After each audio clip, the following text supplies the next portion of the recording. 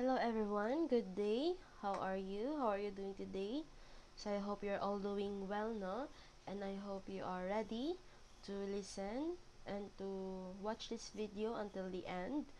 Okay, so since our class is shifted to online class, no, or to synchronous or synchronous, so I have decided na i-record na lang natin yung ating lesson. Okay? So, ayan siya. And also, heads up lang, medyo inubo ako. So, baka throughout the discussion, no, ubuhin ako. So, excuse me na lang and I'm sorry na lang daan. Okay? Sige. So, ayan. So, I hope you're ready. So, I hope you have your handouts or you have your notebook and your ball pen with you. And then, shall we start? Okay. So, before we proceed, no, that we have here different phrases or sentences. So first, everyone from Ireland has blonde hair. My mother is Irish. Therefore, my mother has blonde hair. So another one is this one.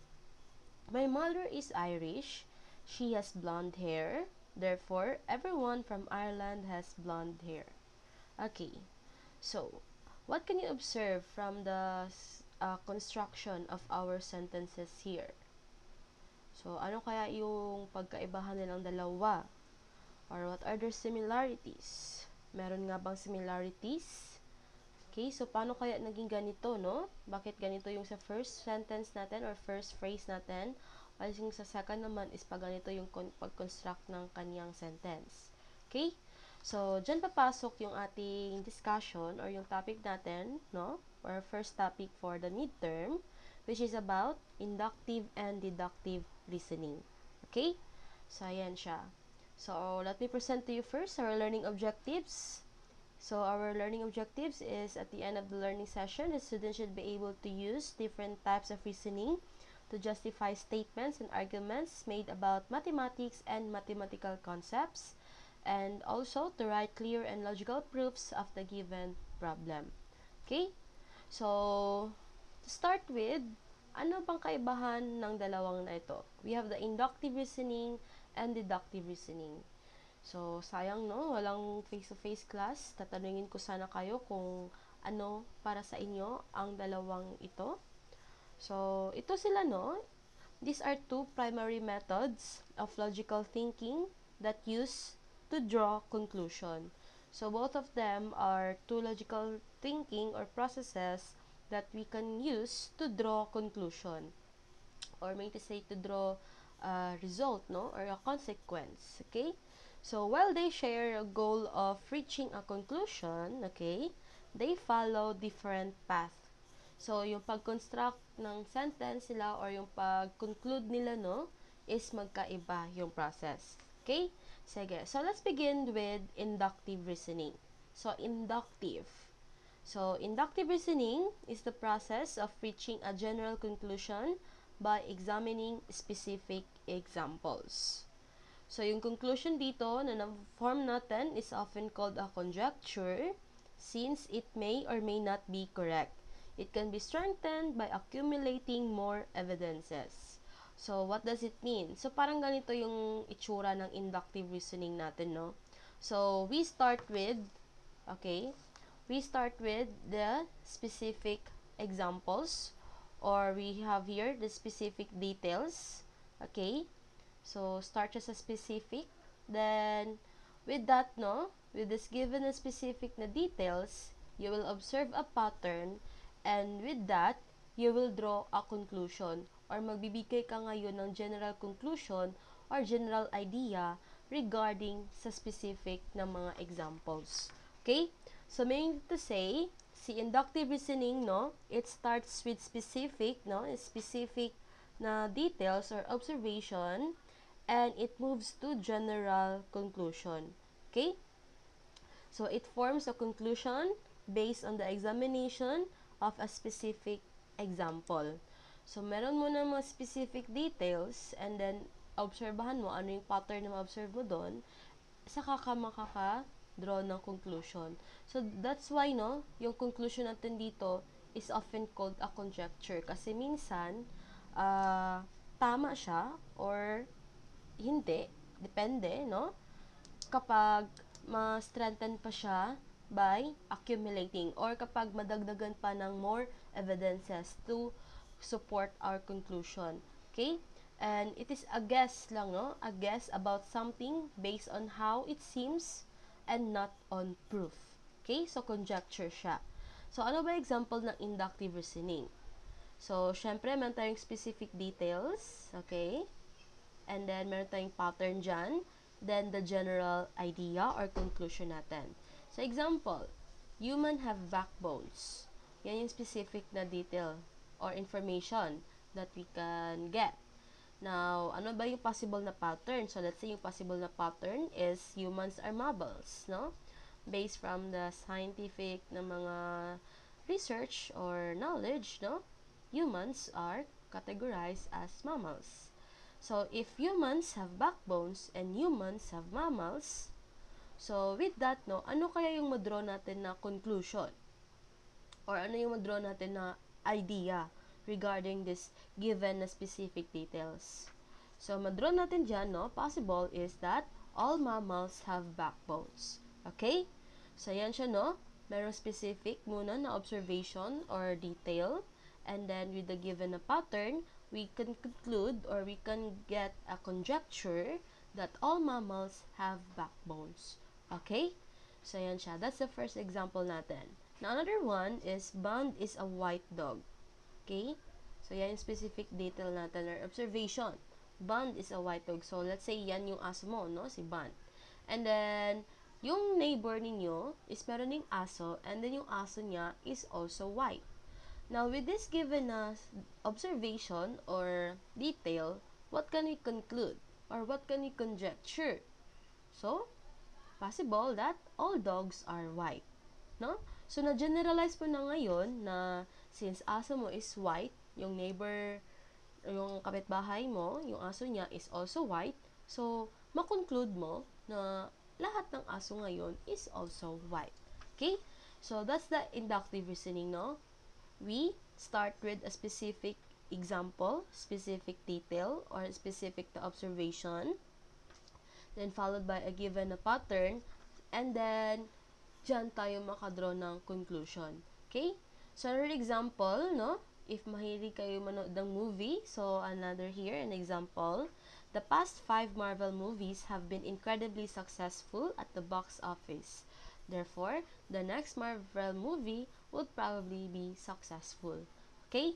So, na-obserbahan daw nila, no, na kapag sa sunod-sunod na Marvel movies, no, sa 5 Marvel movies, is tapok or patok siya sa masa.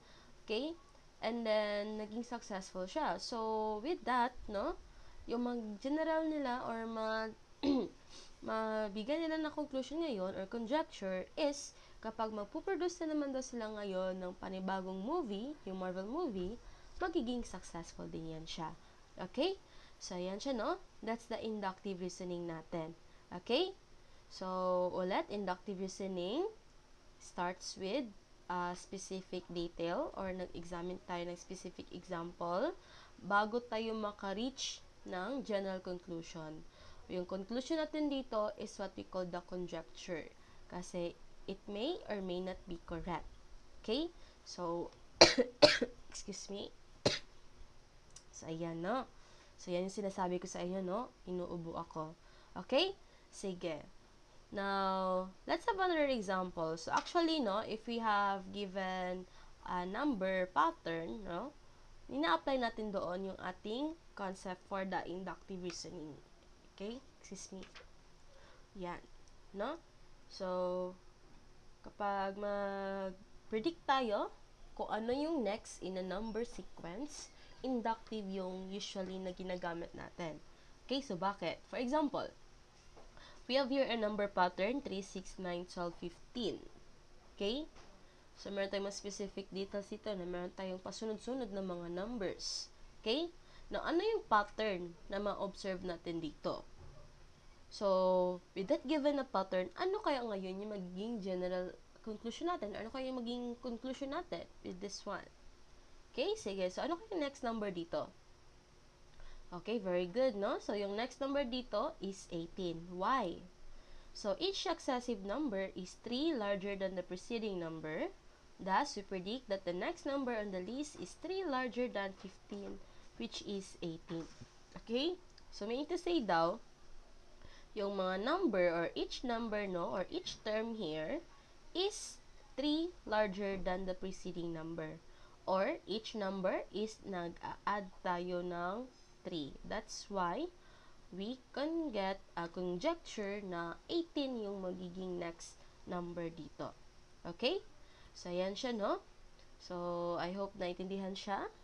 Okay? Sige, another one is, how about this? 2, 4, 6, 8, 10, 12. So, what will be the next number here? Ano yung sunod na number? So, using inductive reasoning, no?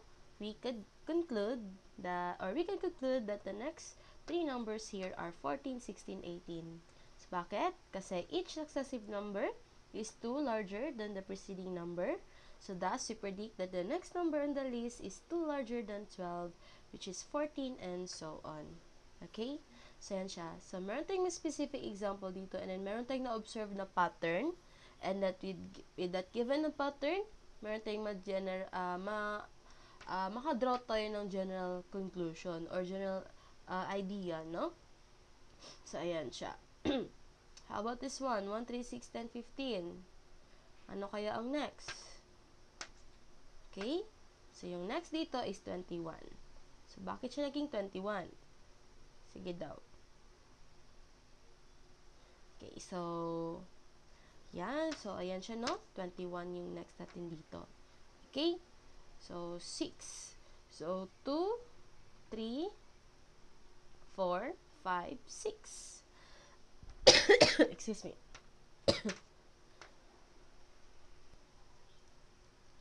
So, ayan siya, no? So, bakit siya 21 ang next? So, yung number here is nag-add tayo ng 2. Dito naman is 3. Dito 4. Dito 5. And dito is 6. That's why, ito, no? Yung number natin dito is pasunod siya. Okay? Or successive yung numbers natin dyan. Sige. Now, another one is, aside sa predict ng next number, no, using inductive reasoning, we can also use inductive reasoning to make a conjecture. Okay? So, conjecture, or ano ba ibig sabihin ng conjecture? Yung conclusion natin. Okay? So, for example, we have here a procedure. Choose a number from 1 to 10, multiply the number by 8, add 6, divided by 2, then subtract 3. So, for instance, now we choose number 1. So, according sa procedure, multiply natin siya by 8, so we get 8. Then, another one is to add 6, so we get 14. Then, divide 2, we get 7. And then, subtract 3, we get 4. Okay? So, nag-start tayo sa 1, and then we end with 4. Now, let's continue, no? Kung 2 naman yung pinili natin number, so, following the procedure, we get the answer na 8. Kapag 3 naman yung number na kinuha natin or pinili natin, the answer will be 12. And then kapag 4 naman, the answer is 16. And then kapag 5, the answer is 20. So, what can we conjecture? Or ano ba yung magiging conclusion or reason? Bakit ganito siya, no? With a given procedure, ito yung result niya. So, ano yung ma-observe natin?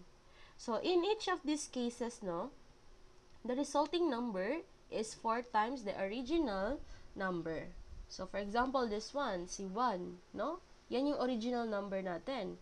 Following the procedure, we get 4. So, 4 times larger siya sa ating original number. Okay? And then, the given procedure produces a number that is 4 times bigger than the original number. Okay? So, ganun din dito. Kapag 2 yung original number natin, following the procedure, we get 8. So, 4 times lang ng original number natin yung number na ma-produce niya. No? So, yan yung ating conjecture dyan. Okay? So, kumbaga, kapag i-arrange natin ito siya, no, in a number sequence, so we have here 4, 8, 12, 16, 20. Now, what will be the next number here? So, we conjecture that each term is added by 4. Hence, to predict the next term, we should add 4 to the preceding term. In this case, the last term is 20. Adding 4, it will give us 24 as the next term in the sequence. Okay? So, meaning to say, to get the next number here, no? To get the next term here, so according dito is, we should add 4 lang. So, we have here 24.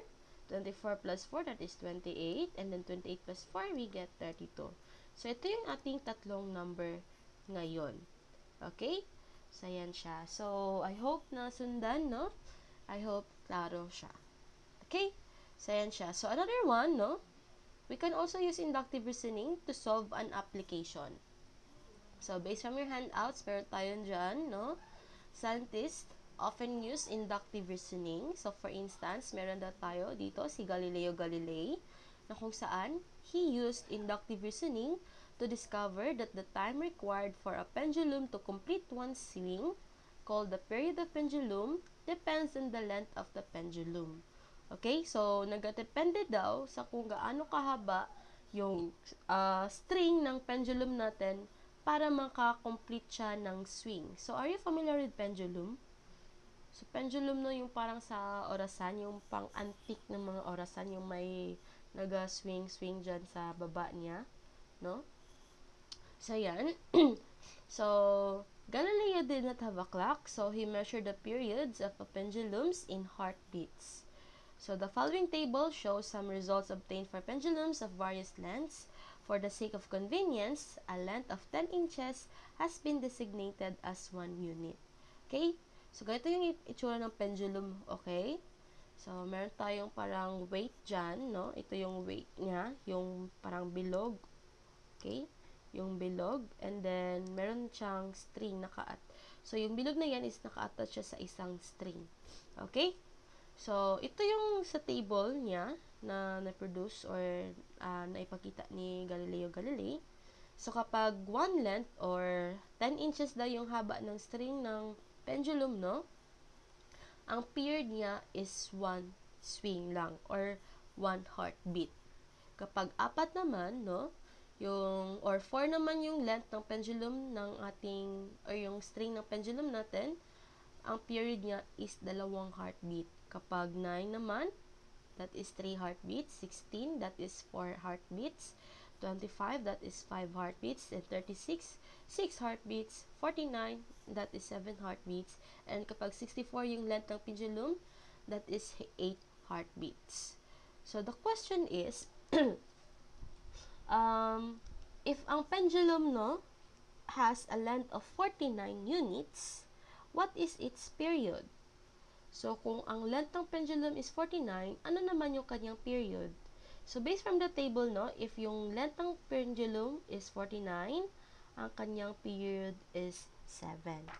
Now, kapag 36 naman, 6 ang kanyang period, no? So, kung ang length, another question is, if the length of a pendulum is quadrupled, so meaning to say, 4 times yung laki niya, no, or yung taas niya from the original or from the previous length, no, what happens to its period?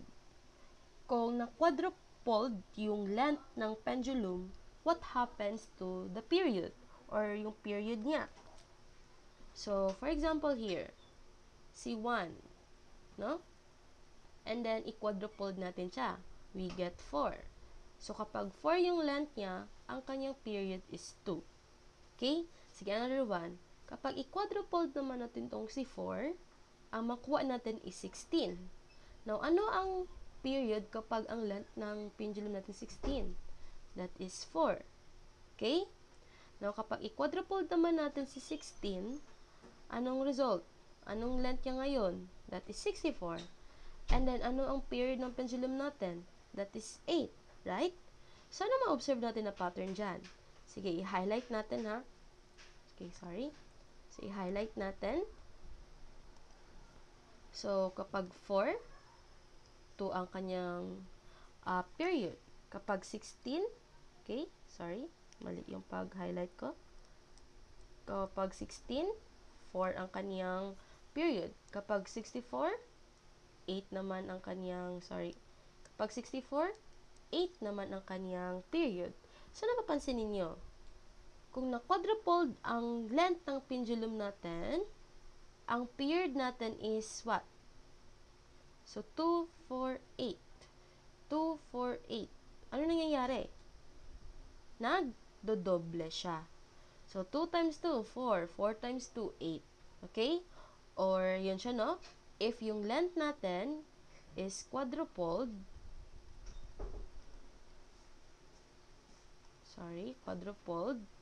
ang period niya is nagadoble. Okay? That is based sa given data dito. Okay? So, yan siya, no? So, I hope na sundan. So, if you have any question or clarification, you can comment down below or you can message me, no? Sa Teams natin. Okay? Sige, another one.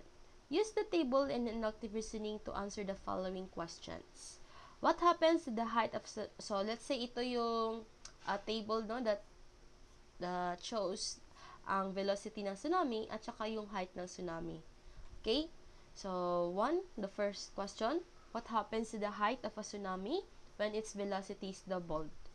So, ano nangyayari sa height ng tsunami if ang velocity niya is nagadoble? Sige daw. Sige, for example here, let's start with 6. Idoble natin ang kaniyang velocity. So, kapag idoble natin ng 6, that is 12. Now, ano ang height ng tsunami natin kapag 12 yung velocity? That is 16. Excuse me. Okay, another one. Kapag idoble naman natin ng 12, we get 24. So, anong kanyang height? That is 64. No? So, what can you observe? Ano yung ma-observe nyo na pattern dito? Kung ang initial na height as velocity is 6 and then ang height niya is 4, no? I-double natin yung kanyang velocity, we get 12 and then ang height niya is naging 16. Kapag i-double natin yung velocity niya, we get 24, then ang kanyang height is 64. So, what happens to the height of tsunami when its velocity is doubled? Okay, so, nag-quadrupled siya, no? If the height, or if the velocity is doubled, the height is quadrupled. Okay? So, sorry sa penmanship ko. Okay? So, yan siya. Sige, another question. What will be the height of a tsunami if its velocity is 30 feet per second? So, meron bang 30 feet dito per second or velocity na 30? Wala, right? So, i-relate natin siya sa first question, no? Kapag ang height ng ating tsunami, or if ang velocity ng tsunami is nagdoble, nag-quadrupled ang kaniyang height, right? So, saan kaya dito sa velocity natin, no? Na kung saan, kapag i-double natin, 30 yung kaniyang velocity. Sige, saan kaya? Okay, that is 15. So, 15 times 2, that is equal to 30.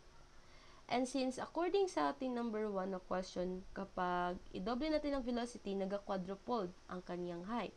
So, meaning to say, ang gawin lang natin, no, in order to find what is the height of the tsunami if its velocity is 30 feet per second, so, ang gawin natin, no, since nag-quadrupled ang height, i-quadruple din natin yung height dito. So, 25 times 4, that is equal to 100.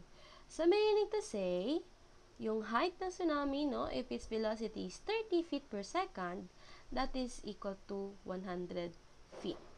Okay?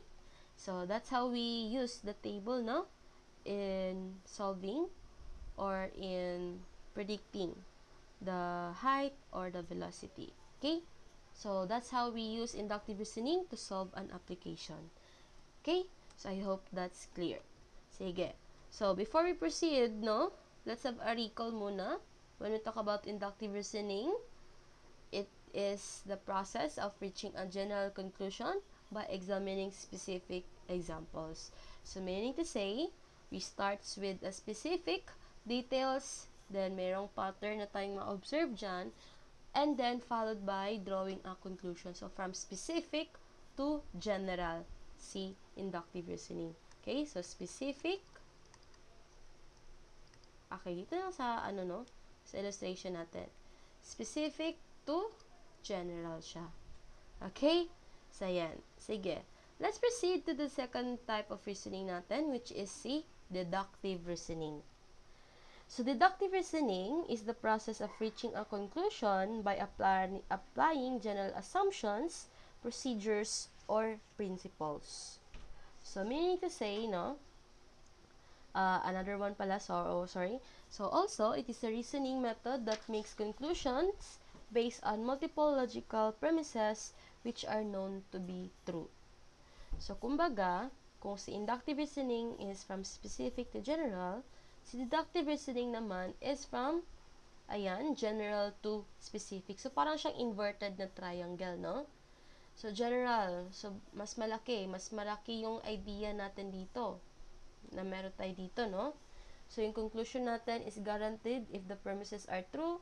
So, yung general idea natin dito, or general conclusion natin or assumption, magiging mag-guaranteed na totoo siya if yung premises natin or yung ating specific details are also true. Okay? So, yun lang siya, no? From general assumptions followed by specific na details. Okay? So, or it starts with the general premises and moves to a specific examples. So, let's have an example. Excuse me. So, we have here a general idea or assumption that all birds lay eggs. Okay? So, we generalize that all birds lay eggs. Lahat ng klaseng ibon is nag-lay ng eggs. And then, ano kaya yung maging pattern dito? Let's have an example of a bird, which is a pigeon. And we know that pigeons are birds. So, what is pigeon? Pigeon is kalapate lang yan siya, no? Sa atin. Pero, another variety or another family yan siya. Or breed. Or, I don't know, variety ba? Tamang term dyan? Or, family? Or brand? Parang ganun siya, no? Pero kalapate yan siya, no? So, yan siya. So, from general idea that all birds lay eggs, we give an example na pigeons. And we know that pigeons are birds. Now, what will be our specific conclusion or yung magiging conclusion natin dito? So, we can conclude that pigeons lay eggs. Okay? So, yan siya. Nasundan ba? So, from general ideas, general assumptions, no? Or procedures or principles, it followed by a specific na conclusion. Sige, let's have another example, no? All art is an imitation of nature. So, yan yung general assumption mo. Na imitation ng nature lang daw. Yung lahat ng klase ng art or lahat ng type of art. And then, let's have an example here. Music, no? Music is an art. So, what can we conclude? Kung music is art, no? So, therefore, music is an imitation of nature. Okay? So, yan siya. Sige. Now, we can also use deductive reasoning to establish a conjecture. So, the same sa inductive reasoning, no? Meron tayong procedure dito. Choose a number, multiply the number by 8, add 6, divided by 2, subtract 3. And let's say, we don't assign any number. And let's say, let n represent the original number. Okay? So, multiply the number by 8. So, we have here 8n. Or n times 8, that is 8n. Then, add 6. So, we have 8n plus 6. Divide by 2. We get 8n plus 6 divided by 2. Then, subtract 3. And then, simplify natin yung ating solution. We get final answer na 4n. Okay? So, yan siya. So, yung conjecture natin doon is 4n. Another one is this one, no? Kapag another procedure naman, we get 3n. So, balik tayo dito. Dito. So, 4n. So, diba, we let n be any number. And then, balik tayo sa example ng inductive reasoning, this one. So, diba, kapag 1 yung number natin, yung answer is 4. And kapag 2 naman yung number natin, the answer is 8. Excuse me. So, using deductive reasoning, no, we have a conjecture, or we can produce, or we can give a formula para sa ating given na number pattern. Okay? So, excuse me. Okay? So, ayan. With the given na general idea, or ito yung ating general idea or general assumption, ito yung formula natin, which is for n. And then, nagbigay tayo ng example. We, let's say, assign a number, no? Sa n ay yan. So, meron tayong mabigay na specific example ngayon. Okay? So, yan siya. Yan yung conjecture natin. Yan yung magiging conclusion natin, no? So, another one, ganun din dito. So, yung makonclude natin dito is that yung number natin is mag-triple following this given na procedure. Okay? Sige. Na para mas klaro pa, no? Let's have another example for deductive reasoning. So, we have here phrases, if the number is even, then it must be divisible by 2. Yan yung ating general assumption or principle natin. Okay? Kung even yung number, then divisible siya by 2. So, how can we prove yung ating general na principle or assumption? Bigay tayo ng examples. For example here, 10 is divisible by 2. So, tama ba na 10 is divisible by 2?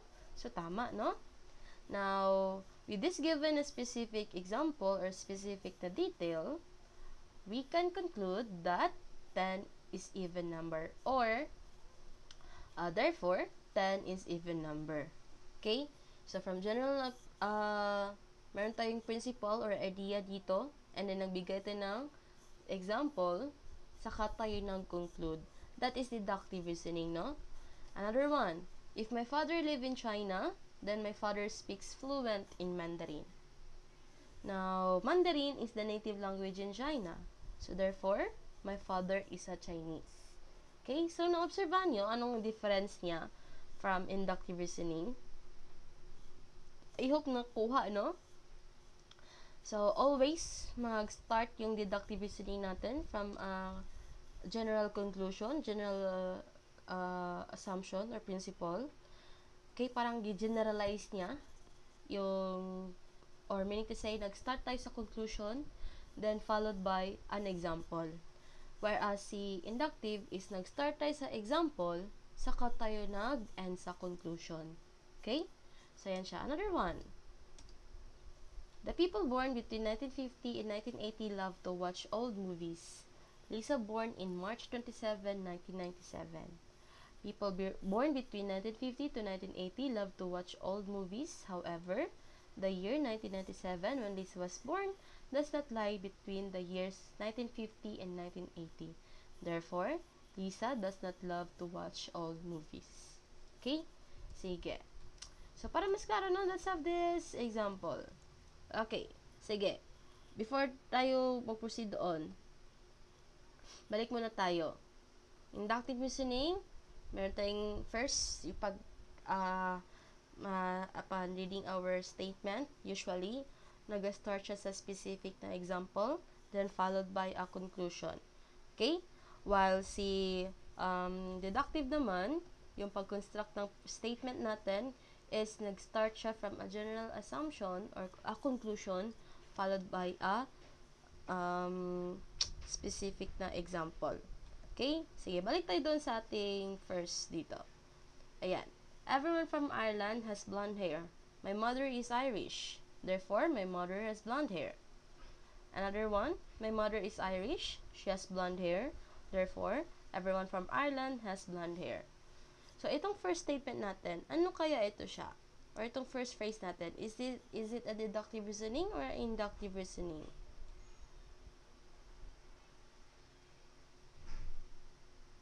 Okay? Are you sure? So, everyone from Ireland has blonde hair. So, nag-start siya sa general na idea. I-generalize niya na tanan na nagapuyo sa Ireland kay may blonde hair. And then, naghatag siya dahil ng example, which is iyang mama na Irish daw. So, yung conclusion niya ngayon, no, may iyang mama, it has blonde hair. So meaning to say, this is a deductive reasoning. Okay? Now, another one, this one. My mother is Irish. She has blonde hair. Therefore, everyone from Ireland has blonde hair. So, nabigay mo na siya ng example. Represent mo na siya ng specific detail, which is yung mama niya daw, which is Irish. And then, yung mama niya is blonde hair. Yun yung pattern doon. Now, nag-end siya ngayon sa conclusion or a general conclusion. So, meaning to say, this is a inductive reasoning. Okay? So, yan siya, no? So, yan ang kaibahan ng inductive and deductive reasoning natin. Okay? So, I hope that's clear. So, if you have any question, please comment down below. And then, yeah. So, let's try this one, no? Determine if it's inductive or deductive. For 5 years in a row, I have seen bears in the woods in June but not May. Thus, this year, I expect to wait until June to see a bear in the woods. So, for 5 years in a row, nakaka-observe daw siya na mayroong bear. Okay? So, ano yan siya? Is it a general assumption or general conclusion? Or is it a specific na observation niya lang? Okay, that is a specific na observation. Now, how did he end? Or paano na-end yung ating phrase dito? Okay, it ends with a general assumption or general conclusion. So, meaning to say, this one is an inductive reasoning. Okay? Sige. Another example, all numbers ending in 0 or 5 are divisible by 5. The number 35 ends with a 5. Therefore, it must be divisible by 5. So, paano niya na-start or paano nag-start yung ating phrase? Nagbigay ba siya ng specific example muna? Or meron muna siyang general idea or general assumption? Okay, so since nag-start siya sa general assumption or conclusion, and it ends with a specific example, no, or conclusion, meaning to say, this is a deductive reasoning. Okay? So, yan siya, no? Another one, last one. Acute angles are less than 90 degrees. The given angle is 40 degrees. Therefore, it must be an acute angle. So, ano to siya? What is this? Okay, this is a deductive reasoning. Okay, it's a deductive because it starts with a general assumption na acute angles. Yan yung principle, general principle niya. And then, nagbigay siya ng example, which is a 40 degrees na angle. Okay?